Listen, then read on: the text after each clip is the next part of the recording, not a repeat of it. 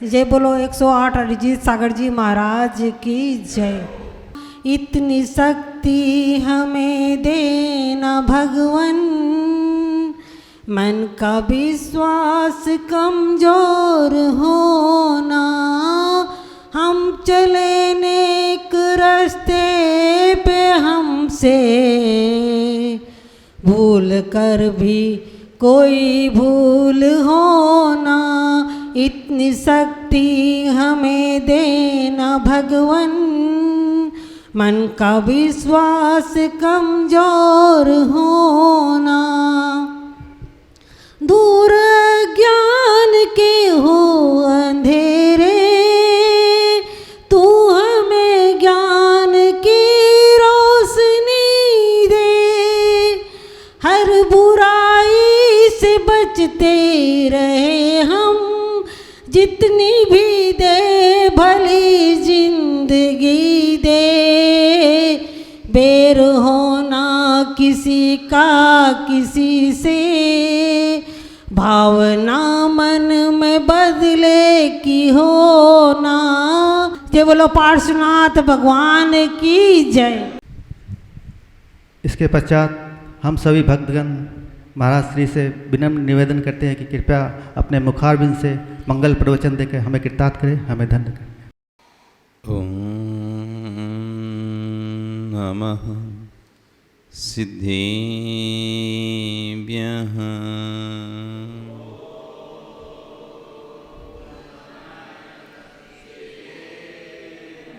ओम नमः सिद्धिभ्यः।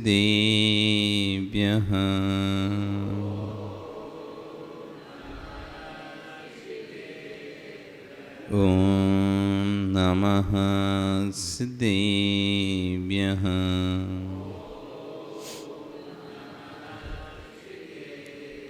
तेरे अणिक गिणाई रुतारी मोय से सिरेणी बिहू, आयरी राव पसियो परवादिन्यो भवे जी लोए।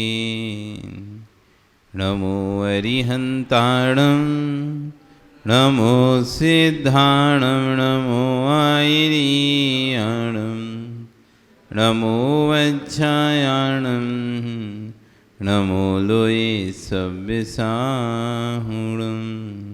बोले अनंत अनंत से परमेष्टि भगवानी की, आदिरम आदिनाथ भगवानी की, वर्तमान शासनिक महावीर भगवानी की, आचार्य श्री कुलभद्र स्वामी महाराज जी की, आचार्य गुरु श्री अक्षर विश्व सागर जी महाराज जी की, अहिंसा में विश्व धर्म की।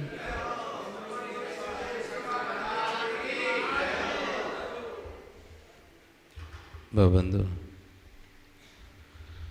वर्तमान शासनिक वर्धमान स्वामी के शासन में तीर्थंकर प्रभु की चरण निष्ठा में बैठकर हम सभी जिन देशना का श्रवण कर रहे हैं, आचार्य हुवन कुलभद्र स्वामी महाराज ग्रंथराज सार समुच्चय जी में आत्म तत्व की व्याख्या करते हैं, आत्म तत्व की स्वतंत्रता की व्याख्या कर रहे हैं। उसी पर आचार्य हुवन विश्वेश्वर जी महाराज अपनी देशना को दे रहे हैं। वो कह रहे हैं कि भगवान के हाथ में किसी का भूत नहीं, भगवान के हाथ में किसी का वर्तमान नहीं, और भगवान के हाथ में किसी का भविष्य नहीं। जगत के लोग भगवान को अपनी डोर भगवान के हाथ में सौंपे। जगत के जितने भी जीव हैं, जितने भी दर्शन हैं, सब दर्शन में प्रभु ने डोर पकड़ी है। वो जैसा चाहेगा वैसा होगा, वो जैसा चाहेगा वैसा होगा। हम सब ईश्वर की कठपुतलियां हैं। अन्य दर्शन क्या मानते हैं कि जगत में जो भी जीव आया है वो ईश्वर का अंश है, ईश्वर का अंश है। ईश्वर जैसा चाहेगा वैसा करेगा। ईश्वर जब चाहेगा जैसा चाहेगा वो उस व्यक्ति के साथ वैसा करने में स्वतंत्र है। हर दर्शन ईश्वराधीन बना के रखा है। ईश्वर की मर्जी के बिना पत्ता भी नहीं हिल सकता। सुनने में आता ना ऐसा? क्या बोलते हैं? ईश्वर की मर्जी के बिना पत्ता भी नहीं हिल सकता। जैसा भगवान चाहेगा वैसा होगा। प्रत्येक दर्शन अपने हाथ, प्रत्येक दर्शन का ईश्वर अपने हाथ में अपने संप्रदाय को रखा हुआ है। यदि उसको नहीं मानोगे वो तुमको श्राप दे देगा, उसकी अभिनय करोगे तुमको श्राप दे देगा, तुमको स्तुति करोगे वो प्रकट होकर वरदान देगा तुमको, तुम्हारा घर सुख समृद्धि से भर देगा। इसलिए जगत के लोग ईश्वर के पीछे पड़े हैं, उसको खुश करने के लिए फूल माला सुगंध लेप चंदन। लेकिन जैन दर्शन एक ऐसा दर्शन है जो कह रहा है कि ईश्वर के हाथ में मेरी सत्ता नहीं है। ईश्वर ना मेरा कल अच्छा कर सकता था, ना आज अच्छा कर सकता है, ना आगे भविष्य अच्छा कर पाएगा। मैं किसी ईश्वर के अधीन नहीं हूं, स्वतंत्रता करता। ये सूत्र यदि किसी ने दिया है तो जैन दर्शन ने दिया है, स्वतंत्रता करता।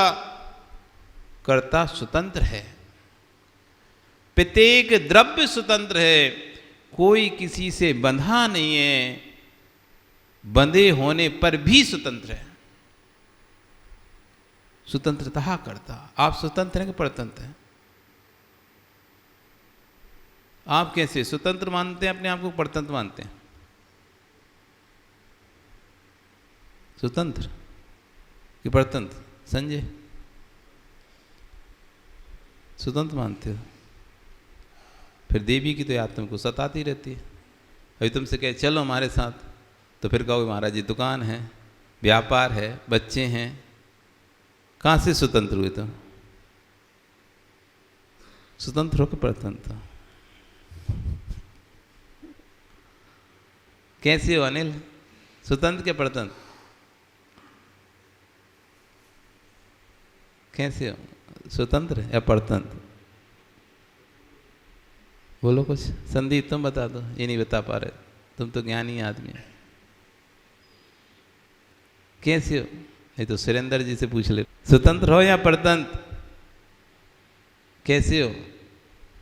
इतना स्वाध्याय करती तुम्हारी देवी तो क्या सिखाया उसने तुमको? तुम्हारी बहन इतना स्वाध्याय करती तो क्या सिखाया तुमको? तुम स्वतंत्र हो कि परतंत्र है? किससे? पर अभी आपसे कहें चलना है हमारे साथ तो क्या करोगे? क्या उत्तर दोगे? तुम तो स्वतंत्र हो ना। वो स्वतंत्र व्यक्ति तो कहीं भी जा सकता है, कोई दिक्कत नहीं। स्वतंत्र व्यक्ति को तो कोई बाधा है नहीं है, वो तो कहीं भी जा सकता है।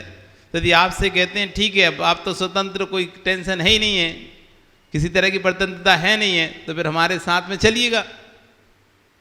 फिर क्या बोलोगे आप? अभी तो महाराज जी दुकान पे बैठना पड़ता है, देवी है अभी तो उसकी जिम्मेदारियां हैं, पोता है, बच्चे हैं, घर है, परिवार है। अभी कैसे ही तो सब व्यवस्था नहीं की हमने तो कुछ भी। जय कुमार जी, स्वतंत्र हो या परतंत्र हैं? कैसे हो, परतंत्र कि स्वतंत्र? किससे बंधे हो? किससे, किसने बांधा है? किसने बांधा और किससे बंधे हो? एक बंदर एक घर में घुस जाता है और झांकता है सब बर्तनों में, एक सुराही में उसको चना दिखाई देते हैं, और जैसे ही चना दिखाई देता तो अपना हाथ उसमें डालता है और मुट्ठी भरता है। अब भरता है तो हाथ पकड़ लेती सुराही। अब वो इधर उधर इधर उधर हाथ निकालने के चक्कर में प्रयास कर रहा है, लेकिन हाथ निकल ही नहीं रहा उसका। वो सोच रहा है सुराही ने हाथ पकड़ लिया, सुराही ने हाथ पकड़ लिया मेरा। जैसे कोई अपन हाथ डाला तो कैसे पकड़ लेते ना, तो फिर खुद निकाल नहीं पाते। तो अब वो बहुत प्रयास कर रहा है लेकिन निकल ही नहीं पा रहा हाथ उसका सुराही से। कहीं इधर ठोक रहा है, कहीं उधर ठोक रहा है, उधर ठोक रहा है, उधर ठोक रहा है। ऐसे ठोकते ठोकते अपने जहाँ पर बंदरों का समूह वहाँ पहुँच गया कि देखो मेरा हाथ सुराही ने पकड़ लिया, इसके अंदर कोई भूत है, उसने मेरा हाथ पकड़ लिया। तो उसका सरदार था, तो कहते क्या हुआ कि सुराही ने मेरा हाथ पकड़ लिया। कैसे पकड़ा? कि मैं इसमें देखा इसमें चना थे, मैंने इसको पकड़ने के हाथ भरा और जैसे ही मैंने हाथ में चना भरे, बस उस समय से मैं निकल नहीं रहा, सुराई ने पकड़ ली मेरा हाथ। उसने कहा एक काम करो, तुम जल्दी से चना छोड़ो, तुमको हाथ छुड़ाना है ना तो जल्दी से चने को छोड़ो। अच्छा छोड़ देगा फिर भूत को? हाँ कहीं तुमको भूत छोड़ देगा। जैसे उसने चना छोड़े हाथ बाहर निकले। क्या समस्या थी? मुट्ठी बंध गई। अब मुट्ठी बंद निकल नहीं रही उसमें से, कुछ जाने का स्थान तो नहीं था, पतला सा सीधा था, तो उसमें चला तो गया, लेकिन वहां जाकर उसने क्या कर लिया, भर लिया मुट्ठी में। अब ये समझ रहा है कि इसने मुझे पकड़ लिया। अब पकड़ा किसने? चनों ने? सुराई ने? किसने पकड़ा? स्वयं ने ही पकड़ के रखा है, स्वयं ने छोड़ दिया, स्वयं छूट गया। हम परतंत्र किससे हैं? स्वतंत्र किससे होना चाहते हैं? हम परतंत्र हैं किससे, ये निर्णय नहीं है हमको, और हम स्वतंत्र होना किससे चाहते हैं, ये निर्णय नहीं है। हम स्वतंत्र हो जाए परिवार के लोगों से, हम स्वतंत्र होना चाहते हैं घर से। अरे उन्होंने पकड़ा नहीं तो मुझसे स्वतंत्र कैसे हो गए? जिसने तुम्हें पकड़ा ही नहीं है वो तुमको स्वतंत्र करेगा कैसे? हम सोचते हैं परिवार के लोग हमको स्वतंत्र कर दें, घर के लोग हमको स्वतंत्र कर दें तो हम निश्चिंत हो जाए, तो फिर हम आराम से दीक्षा ले लें। वो कहते हैं कि हाँ आज से तुम्हारे से तरफ से स्वतंत्र हो तो हम दीक्षा ले लें। पकड़ा किसने यही नहीं पता हमको। तो घर के परिवार के लोगों ने हमको नहीं पकड़ा है, जिम्मेदारियों ने हमको नहीं पकड़ा है। परिस्थितियां कभी दुख नहीं देती किसी को, परिस्थितियां कभी किसी को नहीं रोकती कल्याण करने से। ये सब व्यर्थ की बात है। कोई कहे कि परिस्थिति ऐसी है हमारी इसलिए हम अपना कल्याण नहीं कर पा रहे। आप तो निकल गए, लेकिन हमारे घर की परिस्थिति ऐसी है कि हम नहीं निकल सकते। परिस्थितियां कभी किसी को कल्याण के मार्ग से रोकती ही नहीं है। नहीं तो सुकुमार सुकौशल मिराज के प्रताप को पूछ लेना, गर्भ में ही बच्चे को पेट में ही तिलाश तिलक करके निकल गए। अगर वो परिस्थितियों को देखते तो राज चलाने वाला तो कोई है ही नहीं है, किसके भरोसे राज सौंप के जाएं? बैराग आया, निकल रहे, घर के लोगों ने रोका, ठीक है जिस दिन मुझे पता चल जाएगा सुसु का जन्म हो गया उस दिन चला जाऊंगा। जैसे उन्हें पता चला कि घर में बालक का जन्म हुआ, तुरंत घर छोड़कर अपने कल्याण के मार्ग पर निकल गए। ये भी नहीं सोचा कि अभी नया बालक जन्मा हुआ है, इसे कौन संभालेगा, कौन करेगा, कौन उत्सव मनाएगा, कैसे होगा, कुछ नहीं। जब मना स्थिति जब तैयार हो जाती है ना, फिर परिस्थिति कुछ भी नहीं करते। परिस्थिति उसको ही प्रभावित कर रही है, परिस्थिति उसको ही प्रभावित कर रही है जिसकी मना स्थिति कमजोर है। जब मना स्थिति मजबूत हो जाती है, फिर कोई भी कितना भी रोता बिलखता रहे, आपको कोई फर्क नहीं पड़ेगा। अब मैंने अपने कल्याण का रास्ता ढूंढ लिया है।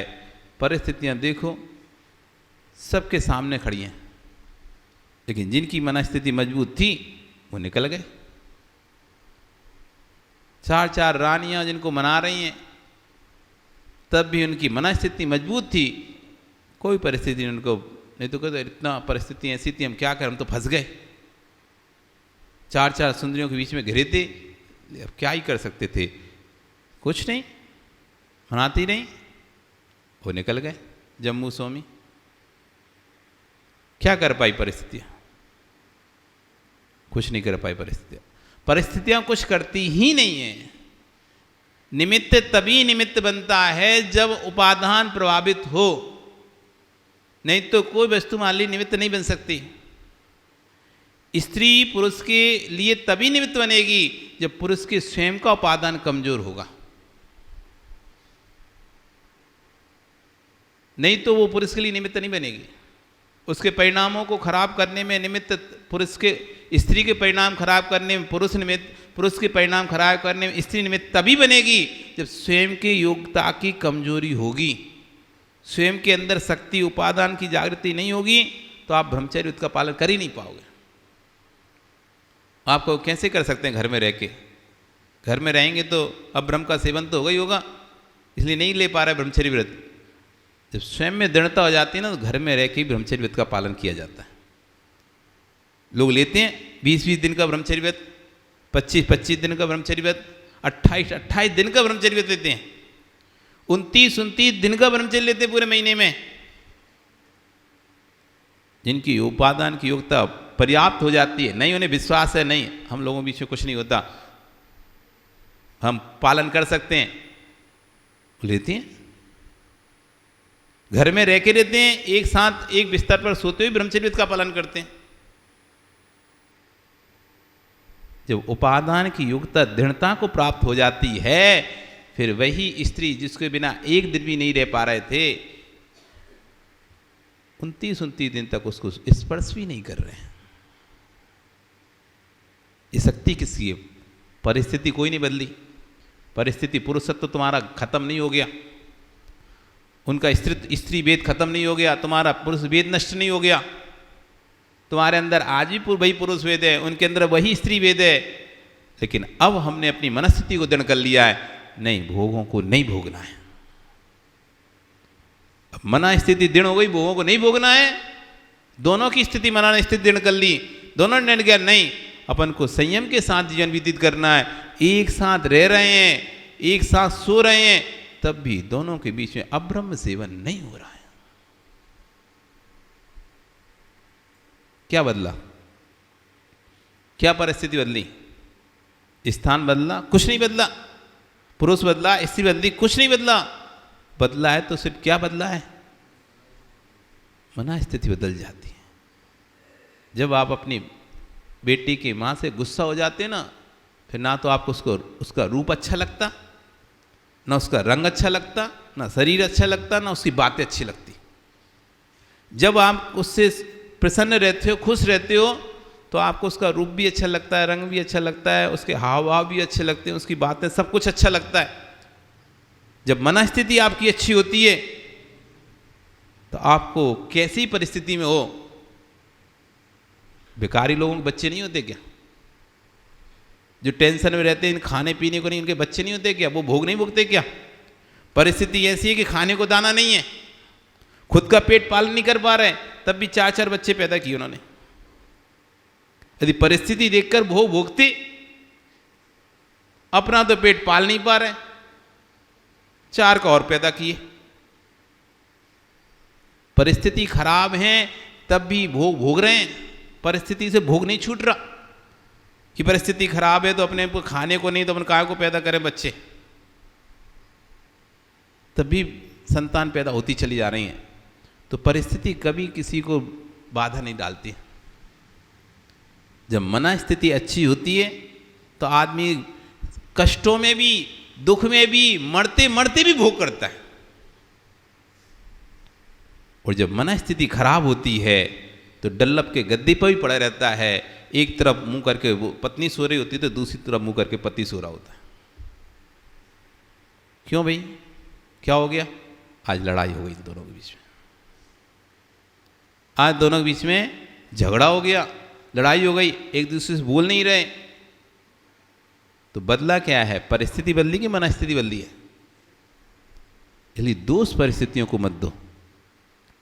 हम दोष परिस्थितियों को देते हैं कि महाराज जी घर में अभी ऐसा है वैसा, कुछ नहीं है, निकलने वाला कैसी परिस्थिति हो निकल जाएगा।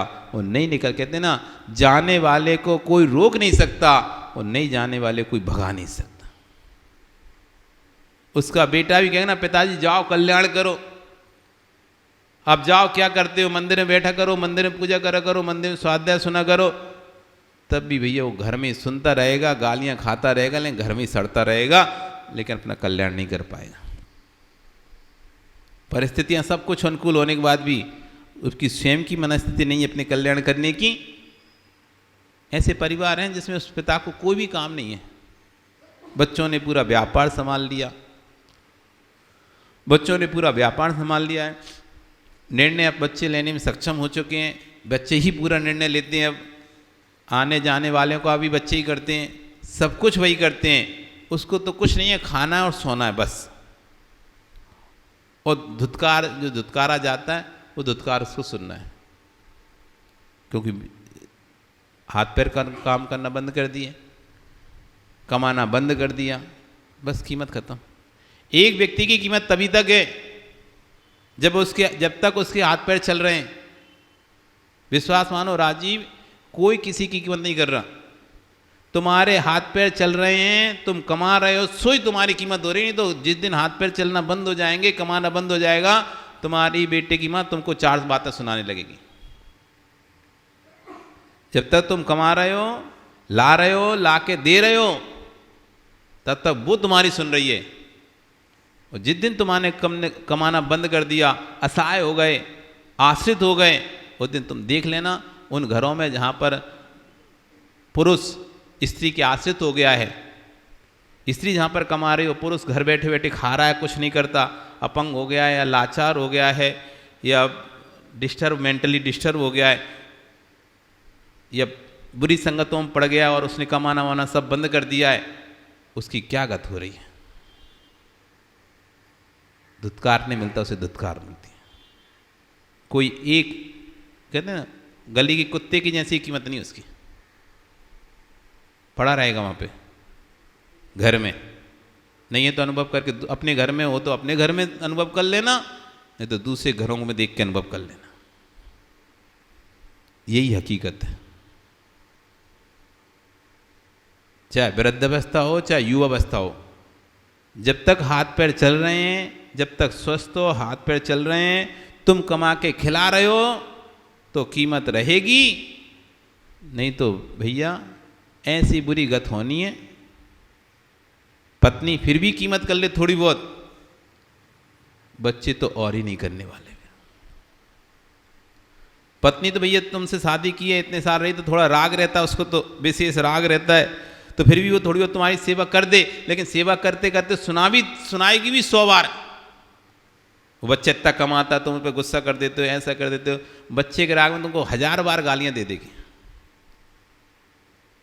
अनुभव किया होगा राजीव, देखा भी होगा क्या गत होती है। तो जब तक ये शरीर चल रहा है, जब तक आप कमा रहे हो, ऐसे ही आप भी समझ लो, जब तक आप घर में काम कर रहे हो, दुधारू गाय हो, दुधारू गाय तो दूध देने वाली गाय, जैसे दुधारू जब तक गाय दूध देती है तब तक उसे हरी घास खिलाई जाती है, उसे खली खिलाई जाती है, उसे चूरा खिलाया जाता है, सब कुछ खिलाया जाता है। लेकिन जिस दिन गाय दूध देना बंद कर देती है ना, सूखा भूसा खिलाया जाता है उसे। फिर सूखा भूसा, ना तो अब उसमें कोई चूरी डाला जा रहा है, ना गुड़ डाला जा रहा है, ना खली डाली जा रही है, ना हरी घास है। किसके लिए आज घास खिलाएं हम? हरी घास तो इसलिए खिला रहे थे दूध बढ़े, खली तो हम इसलिए खिला रहे थे दूध बढ़े, चूरी तो इसलिए डाल रहे थे कि ये अच्छे से खाएगी तो दूध ज़्यादा देगी।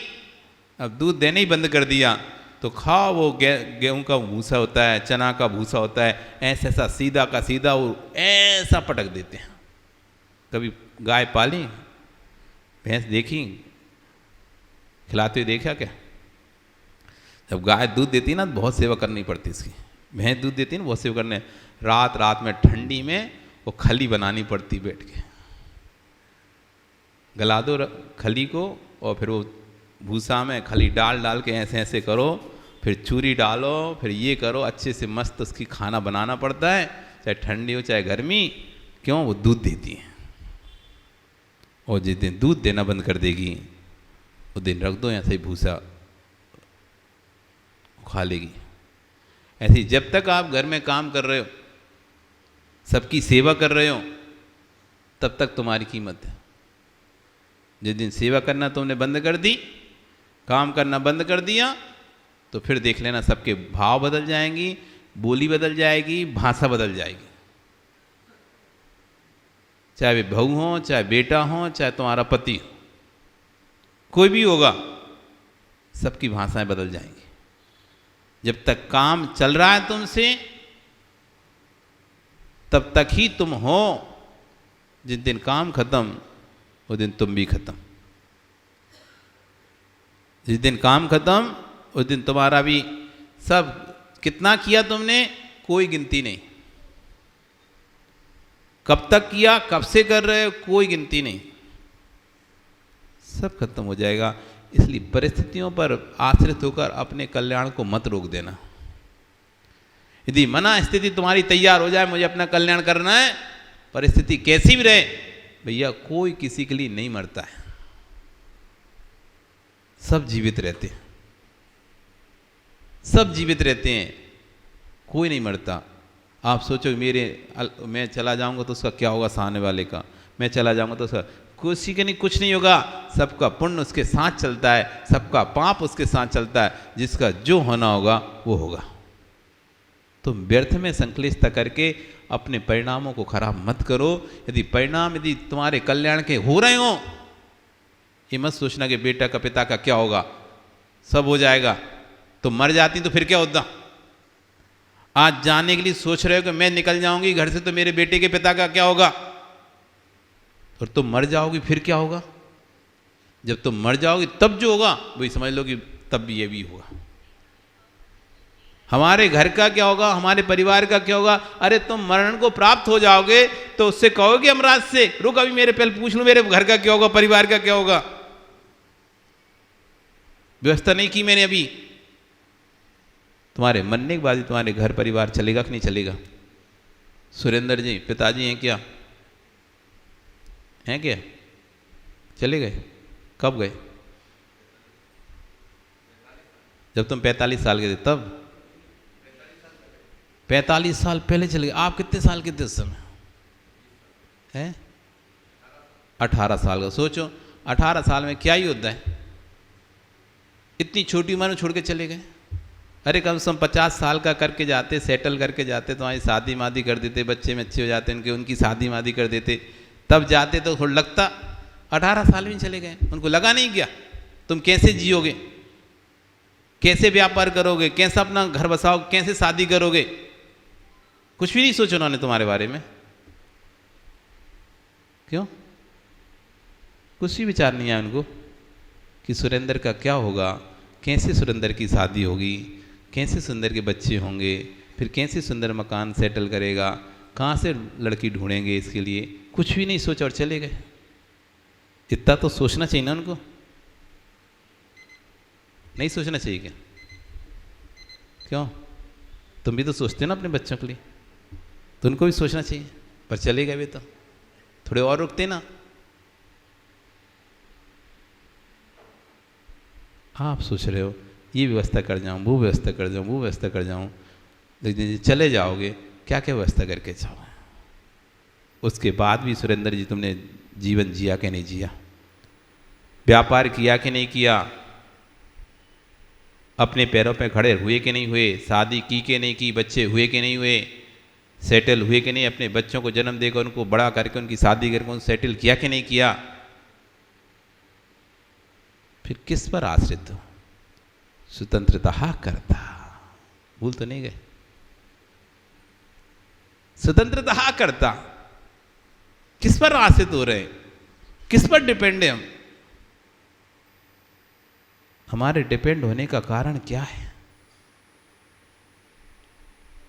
परिस्थितियां नहीं कर रही हमको पर। जो मनस्थितियां हैं बस वही हमको बांध के रखी। हम बंधे नहीं हैं, हम खुले नहीं हैं, हम बंधे नहीं हैं, हम खुले नहीं हैं। मनस्थिति जिस दिन हमारी बदल जाएगी उस दिन हम अपने आप को बदल जाएंगे, हम अपने को स्वतंत्र महसूस करने लगेंगे। अभी मनस्थिति हमारी परतंत्रता की है तो हम अपने आप को परतंत्र महसूस कर रहे हैं। जिस दिन मनस्थिति स्वतंत्रता की हो जाएगी आपको क्षण नहीं लगेगा घर छोड़ने में, क्षण नहीं लगेगा घर छोड़ने में, व्यक्ति को छोड़ने में, वस्तु को छोड़ने में। जिस व्यक्ति से, जिस वस्तु से हीक हो जाती ना, हीक, तुम कोई अच्छी चीज अपने हाथ में रखो, कोई ना कुछ बोल दिया और तुमको चुभ गई वो बात, ऐसे छोड़ते ये पड़ी, आज हाथ नहीं लगाऊंगा इससे। जिस वस्तु को आप छोड़ नहीं रहते, वो इधर खींच रहा था, वो उधर खींच रहा था। नहीं है उदाहरण तो आदिनाथ के पुत्रों से पूछ लो, वो भरत और वही बाहुबली। भरत कह रहे थे भी आधीनता स्वीकार कर लो, दे दो हमको अपना राज्य का। नहीं, मैं नहीं दूंगा। भाई बाहुबली नहीं दूंगा, लड़ना शुरू कर दिया, लड़ाई युद्ध हो गए, लेकिन जब वैराग्य आ गया, क्या इस बजदा के पीछे मैं अपने भाई भाई पर लड़ रहा हूं, छोड़ के चले गए। पहले दे देते लड़ाई नहीं होती ना, पहले कर लेते तो आधीनता, तो पहली बैराग चले जाते। जब वो मांग रहे थे हमें नहीं आधीनता स्वीकार, उसी समय दीक्षा ले लेते। तब तो कह रहे थे मेरी पिता ने भरत को अपना राज्य दिया है, मुझको मेरा राज्य दिया है, मैं क्यों अपना राज्य दूंगा। और जिस समय बैराग हुआ तो राजपाट को तृणवत सूखे तृण के समान ऐसे छोड़ के चले गए। ना फिर उन्होंने बेटा देखा, ना राज देखा, ना धन, ना संपत्ति, कुछ तो नहीं देखा, निकल गए। कोई चीज आप हाथ में पकड़े खींचता नहीं करते, खींचता नहीं करते। सान वाला कहते तेरी नियति खराब है, तू तो देते ही नहीं, हर बार ऐसे ही करता है। तुम्हें आए गुस्सा, ये रही फेंकी तुमने, आज के बाद मुझको देना नहीं ना, मैं लूंगा कभी। अब वो पकड़ा पकड़ा के परेशान है, लेकिन आप हाथ तक नहीं लगा रहे उससे। ऐसा नहीं होता कभी? ऐसा हुआ कि आप साथ कभी ऐसा कि कोई चीज़ आप बहुत आपको अच्छी थी, प्रसन्न थी और आप चाहते थे मुझे मिले, लेकिन सामने वाले कुछ ऐसे शब्द बोल दिए, ऐसी बात बोल दी कि आपको चुभ गई।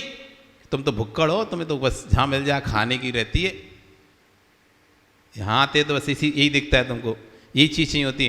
और आपने तो भैया उस दिन के बाद से उस चीज़ को आज तक हाथ नहीं लगाया, पड़ी पड़ी सड़ गई, खराब हो गई, लेकिन तुमको ऐसी चुभी वो बात, तुमने उस चीज को हाथ नहीं लगाया। ऐसा हुआ कभी मां? प्रैक्टिकल है ये, तो सबके साथ होता है। अब आप हाथ नहीं लगा रहे, सो क्या हो गया? पहले तो छूट नहीं रही थी आपके हाथ से वस्तु, और अब एक झटके में छोड़ दिया आपने, ये लो, आज से हम इस चीज को हाथ नहीं लगाएंगे। आपके 50 साल निकल गए, लेकिन तुमने फिर से उस चीज को अभी तक हाथ नहीं लगाया, छूट गई झटके से। जब मन बना लेते हैं कि नहीं लगाना हाथ, तो किसी मजाल नहीं है कोई हमको हाथ लगवा दे। क्या बदला? मनस्थिति बदल गई। जो वस्तु अब हमको इष्ट लगती थी, और वस्तु हमको अनिष्ट लगने लगी।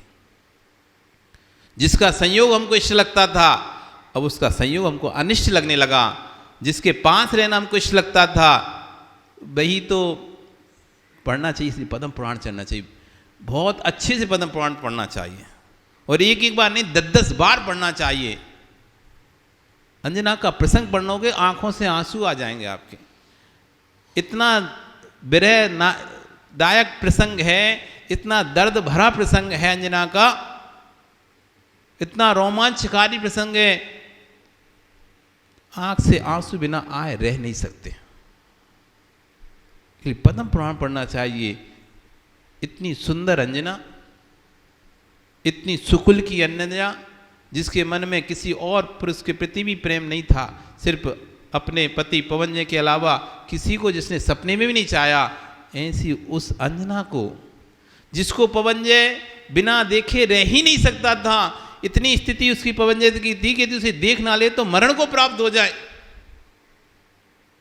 शादी के दिन भी, शादी के लिए बारात जा रही है, इधर बारात खड़ी हुई है थोड़ी सी दूर पर, उससे रहा नहीं जा रहा। वो अपने मित्र से कह रहा है कि नहीं, मुझे तो अंजना को देखना ही है, मैं मर जाऊंगा यदि नहीं देखूंगा तो। कितना प्रेम हुआ सोचो आप। जो ये कह रहा है, मित्र कह रहा है भैया रुक जा, सुबह तो शादी हो ही जाएगी, सुबह तो अपन बारात लेके उनके द्वारे पे पहुंच ही रहे हैं, रात की तो बात है, बस एक रात निकाल ले कैसे भी। नहीं, मैं तो मर जाऊंगा, नहीं देखूंगा, तुम कैसे भी करो। अरे कैसे करें समझते नहीं, सारे रिश्तेदार सब बड़े बड़े घर के परिवार के लोग हैं, उनके सामने कैसे बोल दें तो ये अंजना को देखना है। लोग क्या कहेंगे, कैसा पागल आदमी एक दिन भी नहीं रह पा रहा, ऐसे कैसा प्यार। और अभी शादी नहीं हुई, शादी होती तब भी पिता है, चाचा है, काका है, दादा है, नाना, इन सबके सामने कैसे तुमको हम ले जाएं। उसने कहा यदि मेरे प्राण चाहते हो, मित्र से कहता है यदि मेरे प्राण चाहते हो तुम, तो मुझे अंजना को दिखा दो एक बार, नहीं तो मैं सुबह तक जिंदा नहीं मचूंगा। इतना बेचैन हो रहा है, इतना बेचैन उस अंजना को देखने के लिए। जब से उसने उसका चित्रपट देखा है, जब से उसका फोटो देखा है, उसको तो चैन ही नहीं पड़ रही, एक दिन की भी सबर नहीं हो रही है। तब मित्र बोलता है ठीक है, अब इतना तुम कह रहे तो कुछ करूंगा। तो बाहर सैनिकों को तंबू लगा कर ही रुके हुए थे नगर के बाहर। सुबह बारात का प्रवेश था नगर में, तो बाहर शाम के रात्रि के समय तंबू लगाकर बाहर ही पूरी सेना ठहरी हुई थी, पूरा बारात ठहरी हुई थी। तो तंबू के बाहर जो सैनिक थे उनको बोलते कि युवराज विश्राम कर रहे हैं, कोई भी हो, किसी तरह से कोई भी हो, किसी को अंदर प्रवेश नहीं करने देना, किसी को अंदर प्रवेश नहीं करने देना। सैनिकों को तुम्हारी आज्ञा है, चाहे यहां तक कि घर के परिवार के सदस्य क्यों ना हो, तब भी उनको अंदर प्रवेश नहीं करने देना। और पीछे के रास्ते से तंबू के विद्याधर थे, विद्याधर होने से उड़ने की विद्याओं की शक्ति रहती है। ये देखो हो गया खराब, विद्याओं की शक्ति रहती है और उड़ गए दोनों,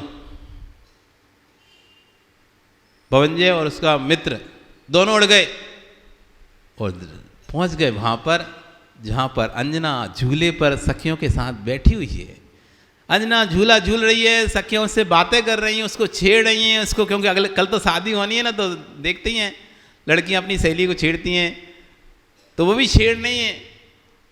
और इधर पवनजय पहुंचता है, देख रहा है कि अंजना ऐसी मस्त बैठी है, मुस्कुरा रही है, हंस रही है, और सखियां उसको छेड़ रही हैं। और सखियों से कह रही, अरे तू क्या उस पवनजय के साथ शादी करी, उससे बड़े बड़े राजा रखे थे, तू तो इतनी सुंदर है। सखियां तो ऐसी होती हैं, पति के बारे में ऐसी बोलती हैं, मतलब जिससे होने क्या उससे शादी कर रही, उससे करती, वो इतना बड़ा राजा था, यहाँ का राजा था, वो कितना सुंदर था, तेरे पवनजय से भी ज़्यादा सुंदर है।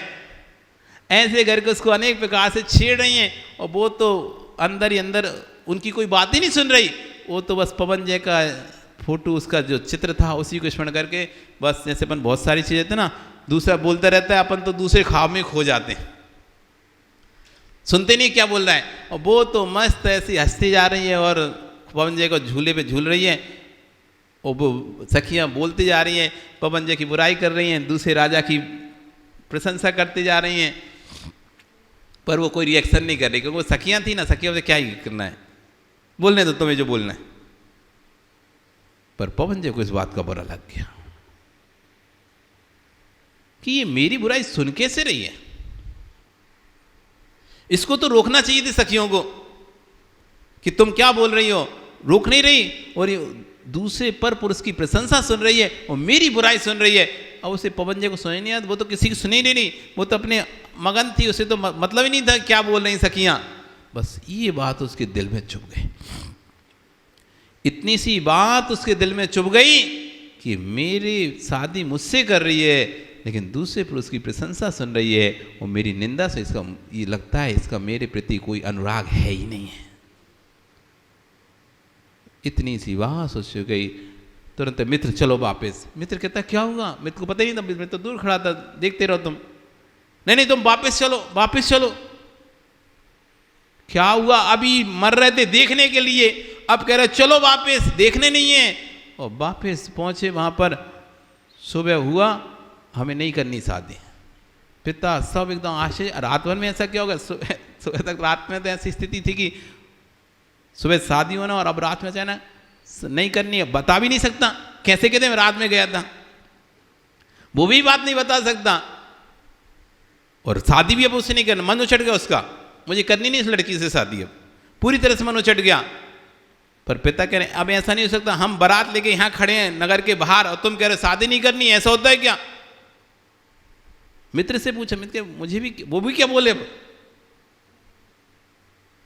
कुछ नहीं। फिर मित्र उसको अकेले समझाता ले जाके, देखो परिवार की कुल की इज्जत का सवाल है, और अब ऐसे शादी रुक भी नहीं सकती, हल्दी मेहंदी सब छुड़ चुकी है, इसलिए शादी तो होगी, तुम यदि नहीं उससे प्यार या नहीं तुम शादी करके पड़े रहने देना, उसको पड़ी रहेगी तुम्हारे घर में दासी जैसे पड़ी रहती हैं, तुम अपने मस्त रहना, तुम्हारा बदला भी पूरा हो जाएगा। उसका ठीक है, वो शादी कर ली, पूरी शादी हो गई, एक बार भी नजर उठा के उसने देखा नहीं। अंजना तरस गई देखने के लिए, कब तो अब तो नजर उठाएंगे, कब तो नहीं उठाया। एक दिन निकल गया, 2 दिन निकल गए, शादी के घर में आ गए, सब कुछ हो गया, 3 दिन गए, 22 वर्ष निकल गए।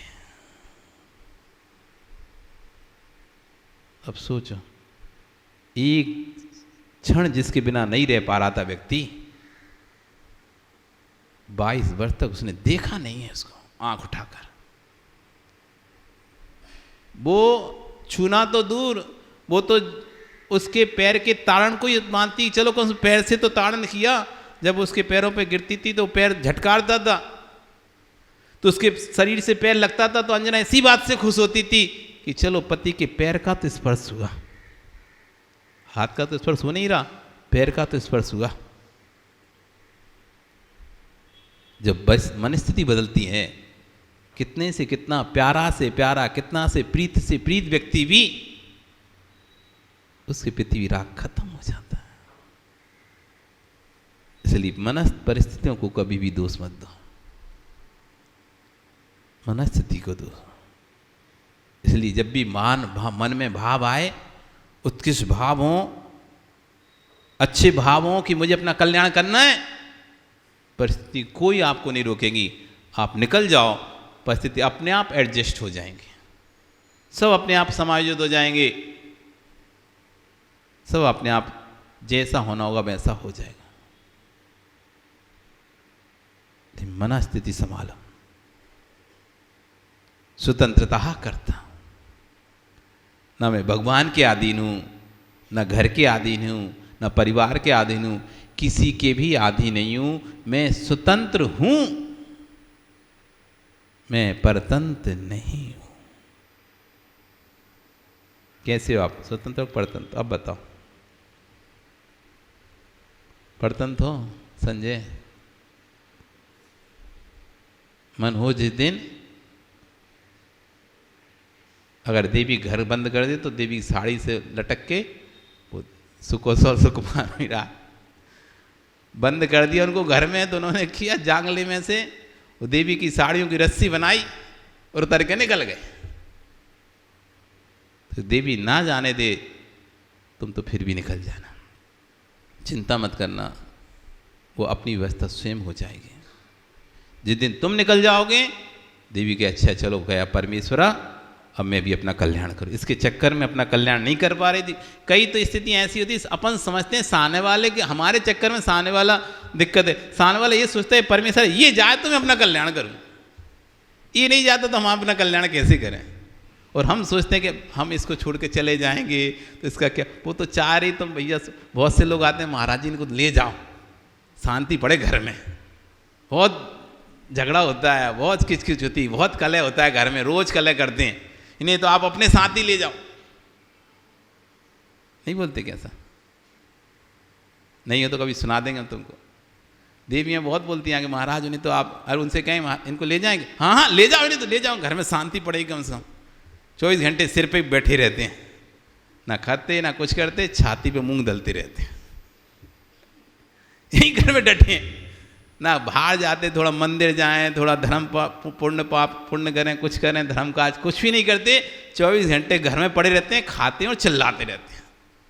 आप तो ले जाओ इन्हें, कोई काम नहीं इनका, ब्याह में ले जाओ। तब हंसी आती, देखो तो इतना सुनने के बाद ही वो बेचारा भाई पड़ा है, सामने मुंह पे बोल रहे हैं, तब भी वो भाई उधर ही उसी स्थान पर सुन रहा है, खा रहा है। क्या ही कर सकते हैं, आपका समय हो गया, कल फिर आओगे, पर आ रही तो फिर चर्चा करेंगे। बोली भगवान महावीर स्वामी की।